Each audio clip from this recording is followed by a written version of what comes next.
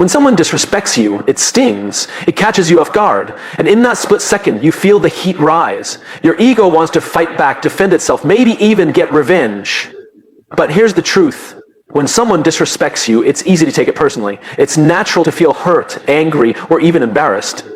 But the truth is, their behavior is a direct reflection of them, not you. The way someone chooses to speak to you, treat you, or belittle you reveals more about their inner world than anything about your character or value. Disrespect often comes from a place of insecurity, pain, fear, or frustration. People who are whole, confident, and grounded do not go around tearing others down. They lift people up. They treat others with kindness even when they disagree. So when someone disrespects you, try to pause and remind yourself, this isn't about me. This is about something inside them that they haven't yet healed, understood, or taken responsibility for. Think about it. People who are happy don't insult others.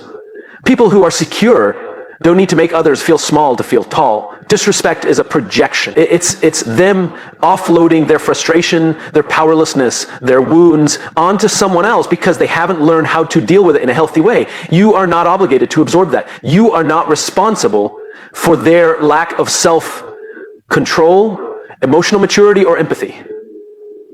You are responsible for your own energy, your own reactions, and your own peace. The moment you internalize their behavior, you give away your power. You start to believe the lie that you must have done something wrong or that you are less than. But disrespect isn't truth, it's noise. It's emotional chaos looking for a place to land. Don't be that landing place. There's also an important distinction between disrespect and feedback. Feedback comes from a place of wanting to improve something or contribute to your growth. Disrespect is rooted in power, ego, and control. It's not meant to help you, it's meant to hurt you or control how you feel about yourself. And once you can see it for what it really is, you gain the power to rise above it. You begin to realize that not everyone deserves a reaction. Not every battle is worth fighting. Some people just want to see you drop to their level because that's where they feel safe. Maintaining your self-respect in the face of someone else's disrespect is one of the highest forms of strength. It's not weakness to walk away, it's wisdom.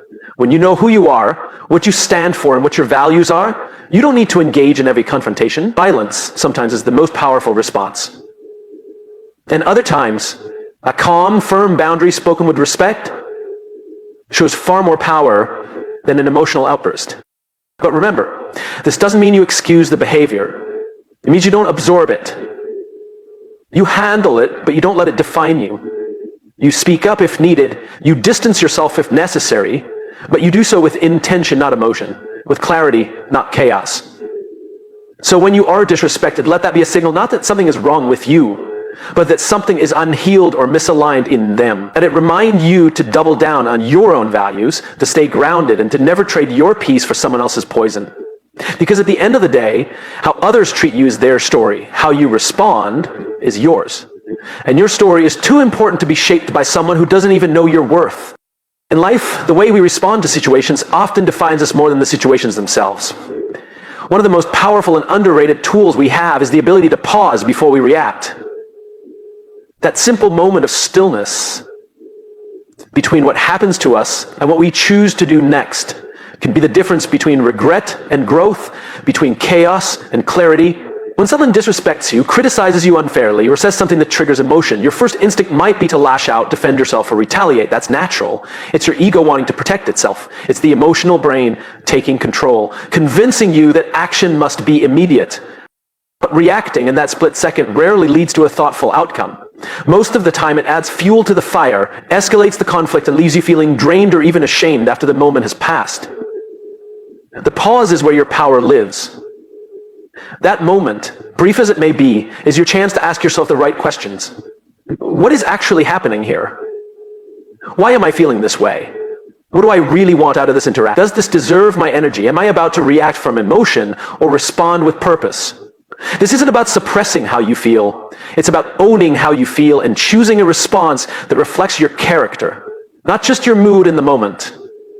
The emotions are temporary, but consequences last. That pause helps you separate the emotion from the action. It gives you space to think, and with that space comes freedom. The freedom to choose wisdom over impulse. The freedom to walk away if needed, or to speak your truth with calmness instead of anger. When you pause, you also shift the dynamic of power. You're no longer playing by their rules. You're not reacting the way they expected. This disarms people. It shows that you're not easily shaken, not easily provoked, not willing to dance to someone else's chaotic rhythm. It shows maturity, control, and leadership. And in many cases, that calm presence is more effective than any angry comeback could ever be. Imagine a scenario where someone insults you in front of others. Your instinct might be to snap back. But if you pause, take a breath, and respond with a clear, measured voice, or even choose silence, you maintain your dignity. You don't lower yourself to their level. You show strength in a way that commands respect, not just from them, but from everyone who witnesses it. That pause also allows you to assess whether this moment even needs a response. Not everything deserves your time and attention. Sometimes no response is the response. The silence speaks volumes, especially when it's intentional. And in other cases, the pause might lead you to respond, not with anger, but with curiosity. Maybe instead of getting defensive, you ask, why do you feel that way? That kind of response shifts the energy entirely. It opens a space for understanding instead of conflict. Taking a pause doesn't mean you're weak or passive. It means you're wise enough to know that your energy is valuable, your reputation matters, and your emotions don't have to run the show. It means you're choosing the long game over the quick. You're choosing peace over pride. So the next time you feel the heat rise, the pulse quicken, and the words form in your throat, remember this. Power doesn't come from how fast you react. It comes from how deeply you choose to respond. The pause is small, but it changes everything. There's a fine but powerful line between setting boundaries and building walls. Both are responses to pain, disrespect, or repeated violations of your trust. But they serve very different purposes. Boundaries are rooted in self-respect. Walls are rooted in fear. Boundaries are conscious, intentional, and healthy. Walls are reactive, defensive, and often built to protect wounds we haven't yet healed. When someone disrespects you, setting a boundary is not just an act of self-care. It's an act of emotional intelligence. A boundary says, I value myself enough to decide what is and isn't allowed in my space. It communicates your needs without needing to raise your voice. It draws a clear line not to hurt or punish the other person, but to protect your energy, your time, and your emotional well-being. Boundaries don't mean you stop loving people. It means you start loving yourself the right way. On the other hand, walls often come from a place of fear. Fear of being hurt again, fear of being vulnerable, fear of repeating past experiences. And while they might give you a false sense of safety, they also keep out connection, intimacy, and growth. Walls shut everything out.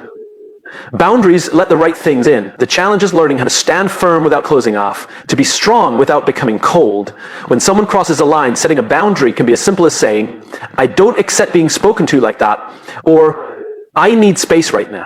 You don't need to explain yourself endlessly or justify your limits. People who respect you will adjust. People who don't will resist, and that resistance reveals a lot. Someone who gets angry when you set a boundary was benefiting from your lack of one. It's important to understand that setting boundaries isn't about changing others. It's about changing how you engage with them. You can't control how someone acts, but you can control what you tolerate. You don't need to cut people off every time things get uncomfortable, but you do need to stop shrinking yourself just to keep the peace. Peace that comes at the cost of your self-respect isn't peace. It's quiet suffering. Also, boundaries aren't one size fits all. They depend on your values, your experiences, and your personal thresholds. What matters is that you're clear on what's okay and what's not okay for you. And once you're clear, consistency is key. A boundary that's not enforced is just a suggestion. The more you honor your own boundaries, the more others will too. You teach people how to treat you, not by what you say, but by what you allow. It takes courage to set boundaries, especially if you're someone who's used to pleasing others or keeping the peace at your own expense. But each time you do it, you reinforce to yourself that your needs matter, your voice matters, and your peace is worth protecting. Walls keep you safe in the short term, but lonely in the long run. Boundaries may feel uncomfortable at first, but they lead to more honest relationships, better communication, and stronger self-worth. One pushes people away out of fear. The other invites healthier connection out of love. Love for yourself and for the life you're trying to build. So don't be afraid to speak up, to say no, to step back when necessary. Boundaries are not selfish, they are sacred. They're not about making life harder, they're about making your life yours. In a world that constantly tells you to look the part, to appear composed, successful, and unaffected, it's easy to fall into the trap of protecting your image instead of protecting your energy. We're conditioned to care deeply about how we're perceived, to prove ourselves, to look unbothered, to maintain an identity that pleases others. But the truth is, image is external.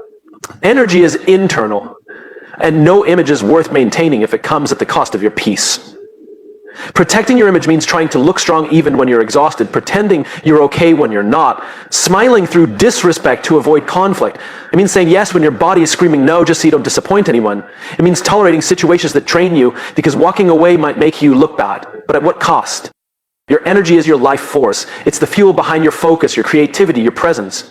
If you spend all your time defending your image, your energy gets depleted, and eventually so does your joy. People may admire your image, but they're impacted by your energy.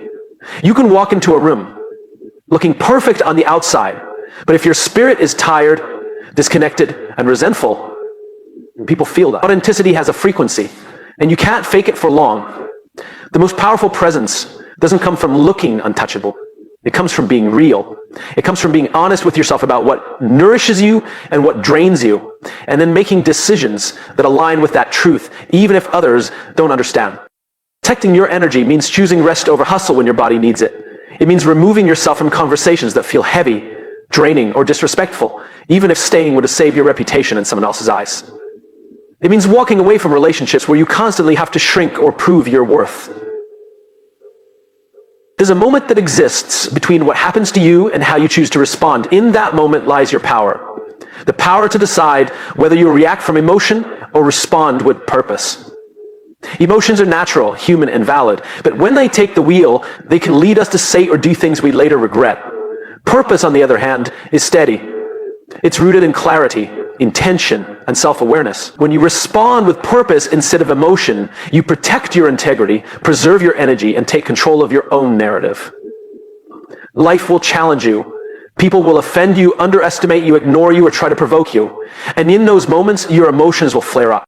Anger, frustration, sadness, pride, they'll all try to speak first. But if you allow every feeling to dictate your next move, you hand your power over to the situation. You become reactive, impulsive, and often misaligned with who you truly want to be.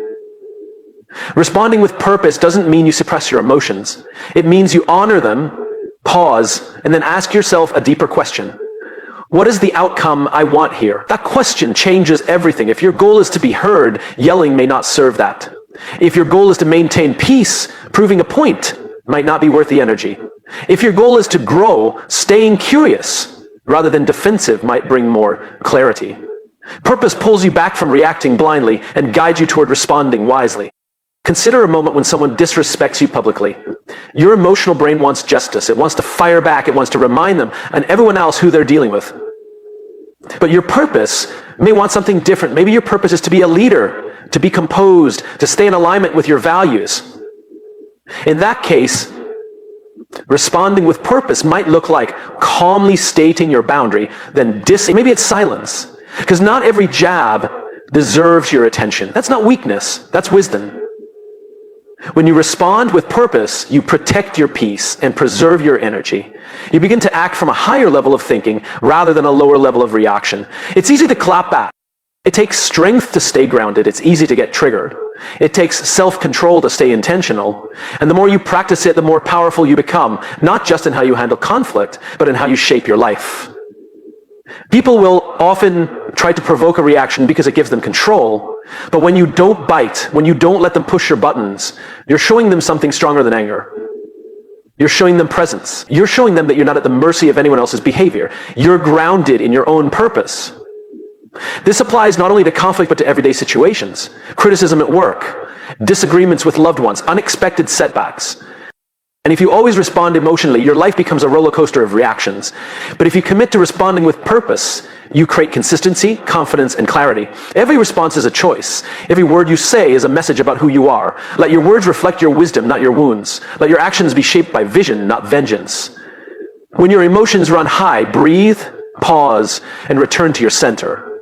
Ask yourself, what would the strongest, most grounded version of me do right now? Because when you learn to respond with purpose, you're not just avoiding unnecessary conflict, you're building character. You're leading yourself. You're choosing growth over ego.